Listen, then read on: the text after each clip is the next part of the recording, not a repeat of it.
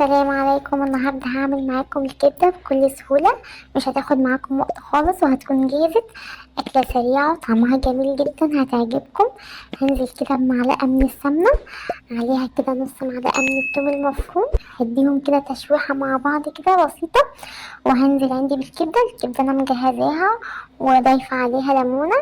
هنزل كده هديها صدمة كده ومش هقلبها خالص لمدة دقيقة، وبعد دقيقة هقلبها كده تقليبة بسيطة خالص زي ما انتوا شايفين.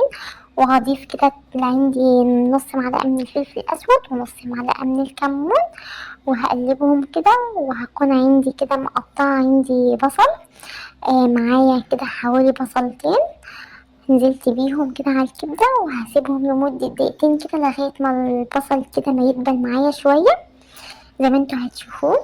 وكده بعد كده هضيف كده ربع معلقة من السبع بهار، انا ما بحبش اكتر البهارات في الكبدة. وكده البصل معايا دبل شوية كده ومفيش سوائل كتير فيها. هنزل كده بقرنين فلفل رومي، وممكن كمان نضيف قرن سبايسي لو حابين. وهنزل كده بنص معلقة من الملح كمان، وهقلب كويس خالص الكبدة وهسيبها كده لمدة دقيقة. هي كده خلاص دقيقة كده وهقفل عليها. وهجهز معاكم كده احلى سلطة طحينة بقى، تسموها سلطة طحينة، سلطة الزبادي. هي تحفة ميكس كده.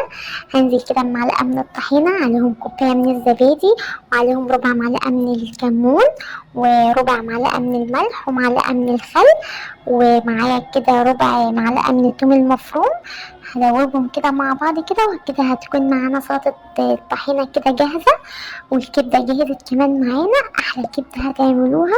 جربوا الطريقة دي واكتبوا لي رأيكم في الكومنتات. تقدروا بقى تعملوها سندوتشات بقى وتاكلوها بألف هنا. متنسوش تعملوا لايك وشير.